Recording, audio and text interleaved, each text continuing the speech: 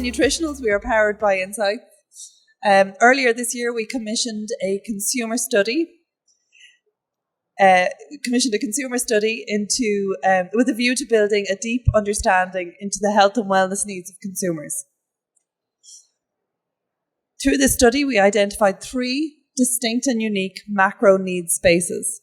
These include defend and enable, pursue and improve, and fix and treat.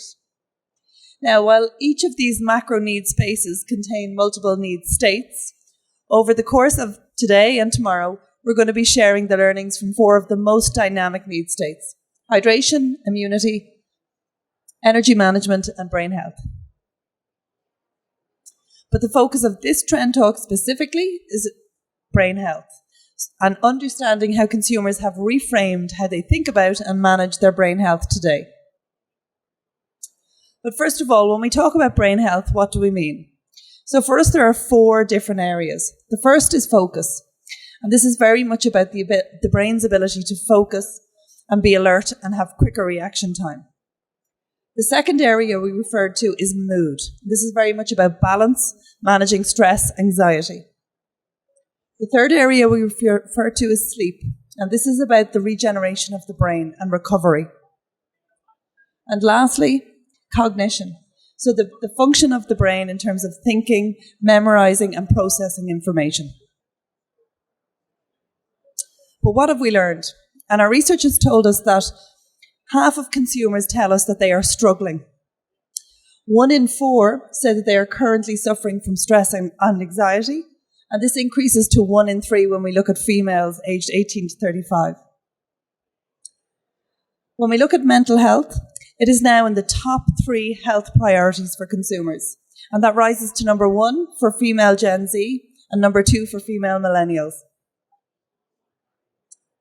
And we also know 37% of the over 60s tell us improving or maintaining their cognitive abilities is really important to them.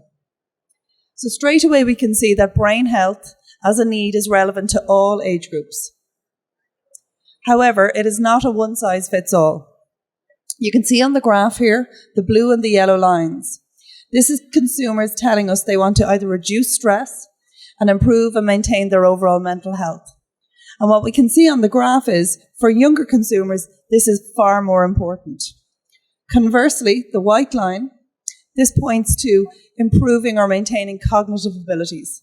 And we see for older consumers, this starts to become far more important, with 37% saying this is extremely important to them. So in thinking about the solutions that we build for consumers, it's really key to remember the generational differences and that one size does not fit all. So in order for us to make sense of this, we really need to understand how consumers think about or frame their brain health. And the first 2 areas to consider are sleep quality and improved body function. Now it is high levels of awareness with consumers today around sleep quality and the importance of sleep in terms of our mental fitness. The second area, improved body function, again, a growing awareness around the role of metabolism and hormones in terms of that improved body function. The third area of need is around reducing stress and anxiety, and this is particularly important for ages 18 to 55. The fourth area we see come through is mood boosting, and very much for today. And we see Gen Z and millennials really quite fluent in their emotional health when they're talking about mood boosting. Our fifth area of need is performance boost, and this is very much about living your best, performing at your best. And the last piece is about cognitive maintenance. And certainly as we age, consumers looking to protect and maintain their cognitive abilities. And if we look to the right hand and to the left hand of the chart, we can really see how on the right hand side, these areas of need are very much about fixing, resetting and optimizing for today. Conversely, to the right, we see these longer term or back of mind around defending, protecting and enhancing for the future. So again, in thinking about the solutions we want to build for consumers, we need to look through that same lens of need. What the research also shows us is that taste is very important. It plays a very big role in consumer purchasing, especially repeat purchase. When we surveyed our customers, we asked them, is health more important or is taste more important? And it is equally or more important to have a great tasting product to get them to come back. So the power of flavor. Flavor is very important. Flavor signals the need that we just talked about, mood boosting, all the things that Sonja was just explaining to us. But flavor also has the power to make or break your product. So first of all, when you are selecting a product or a flavor for your product, you should look at your market. Who's your demographic? Maybe you're looking at the boomer.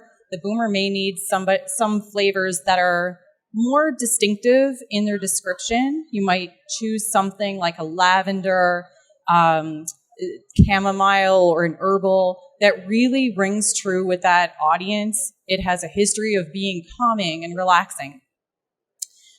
Maybe you want to target the 25 to 45-year-old individual. This generation is actually considered the adventurer. So you might want to select things that are outside of the box. You can feel free to play a little bit. You can pick even nondescript flavors. And nondescript flavors are very interesting. You can find some nondescript flavors like Cyber Treat Relaxation Beverage. It's a stick pack at our booth. You can try it today. Every time you pick a nondescript flavor, it doesn't really tell you in the description what you're going to taste. It doesn't say orange. It doesn't say kiwi. It is some nondescript, it's more personalized. It's a unique experience. Every individual doesn't go into that experience with something that is preconceived. It's the unique experience for them. At the end of the day, though, familiar and novel really signals the need that you're playing into. But the complex creates differentiation in your product. It sets you apart from all the rest. So the key takeouts from this really are, in terms of need and building solutions for consumers, it's very much thinking through that multi-dimensional set of need spaces. Consumers are thinking about their brain health in terms of today and tomorrow. It's both about longevity and near in. And as brand owners and suppliers, we need to think about solutions through that lens. Secondly, specifically with brain health, it is relevant to all, but there are generational differences. So thinking through that, who your target audience is in terms of generation and the gender effect around females, really key to the solutions.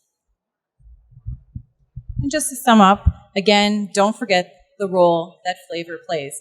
There are just so many ingredients we can play around with for brain health, but really where the differentiator comes in are the endless number of flavors that you can play with.